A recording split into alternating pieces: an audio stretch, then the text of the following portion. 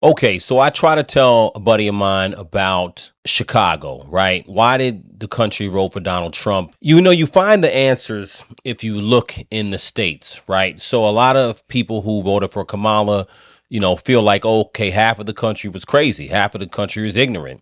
And they just voted for Donald Trump because of whatever narrative, racism, sexism, ignorance, whatever it is, right? But when you go to look at states are just microcosms of the larger government or the larger feeling of the country of how they feel government is run. These South and West Side homeowners are angry. Protect black housing in Chicago. They believe the city has overextended itself and should be putting the tens of millions of dollars earmarked for migrants into Chicago's most vulnerable neighborhoods. But the South Side has been under-resourced, underfunded for years, for decades. We have schools that need to be reopened.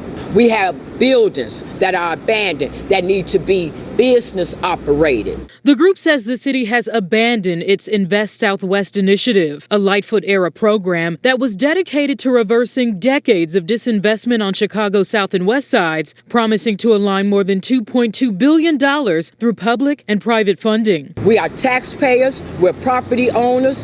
Our money should go towards fixing our communities. The city has received more than 15,000 migrants since August 2022. We have no more room. Y'all are embarrassing Chicago as a whole. According to analysis by the ABC7 data team, there are more than 20 active migrant shelters across the city, 7 located on the South and West Sides. Whether it's one shelter or whether it's 10 shelters, we're saying the facilities that are there for us, the money needs to be put into those facilities for us. So what happens is that when you look at a city and that city isn't ran correctly, then what happens? They go into a deficit. Typically, if they go into a deficit, they do what a lot of governments would do, whether it's federal or local. Local government wants to raise taxes. I want to play this video. This is a special council meeting where citizens are just going off, man. They're voting down this $300 million property tax increase because if you understand, they're tapped in Chicago. Chicago has, from what I understand, over $900 million, almost $1 billion in deficit. Good afternoon. I want to know, how does it feel that Trump is in office right now? You see the Mayor Brandon Johnson? You underestimate us. You underestimate the black people, and you underestimate Chicago Red. We're the thorn in your side, and we're going to be the thorn on everybody else in this council member side, too. If you don't stop what you're doing, we're going to take matters in our own hand, and we're going to stop it. You know that Trump had pulled 45% of the voter in the state of Illinois, 37 in the city of Chicago? That's the statistic. That means that Illinois is turning purple. We're going to turn red. Y'all can bird dog me all y'all want, but if it's relationship over duty, then y'all don't serve the blue. And you can smirk all you want. Mr. Sims, direct your attention towards me, please. You're a criminal. Why do I got to address you?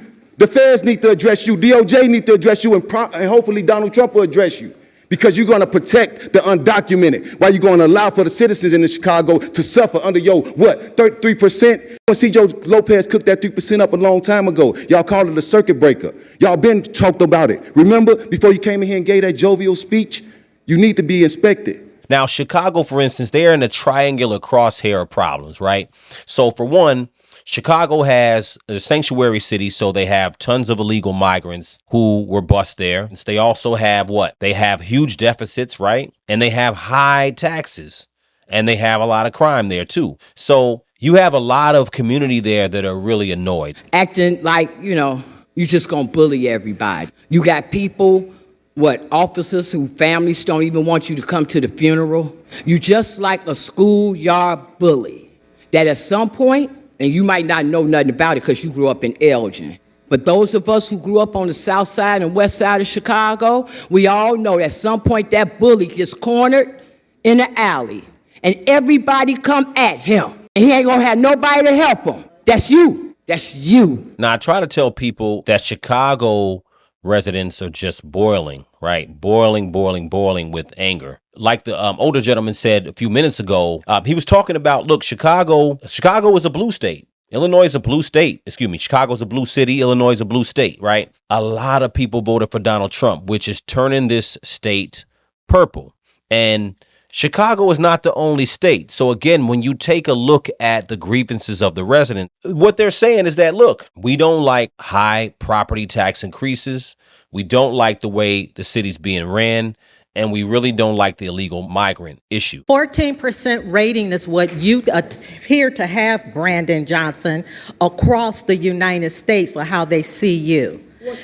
But 14% rating. Now, I'm going to talk about all those known donations of $11.5 million that came from places like the CTU, the SEIU, the American Federation of Teachers, Illinois Federation of Teachers, and then someone got the nerve to get on there and talk about cutting their pensions.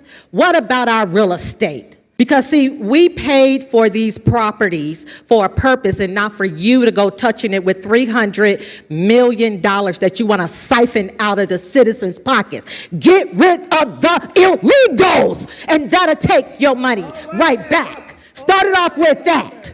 When I listen to people who are really living it, people who are affected every day, it's nothing but real.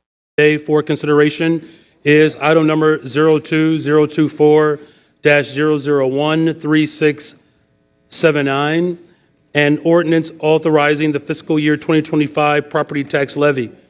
There are 0 nays, 50 nays. This matter has been voted down. Alderman Mitchell on a motion to adjourn.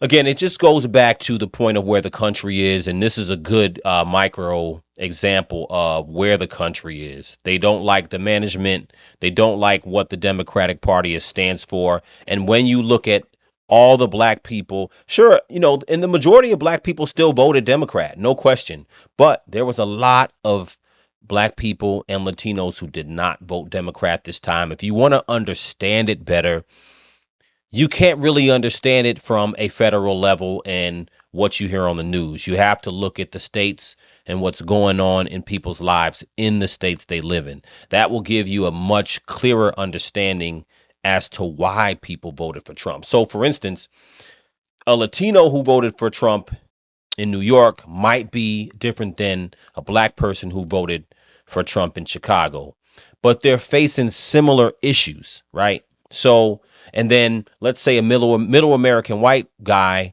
who's living in Arkansas voted for Trump. He may be voting for a total different issue, right? Because he may not have illegal migrants in his city, but he's aware of the problem. Or he just doesn't like how much he's paying or how much he's not making and what the economy's doing to him. So let me know what you guys think in the comments. Let me know, am I way off? Because I'm just saying what I see, So Crucial Combo.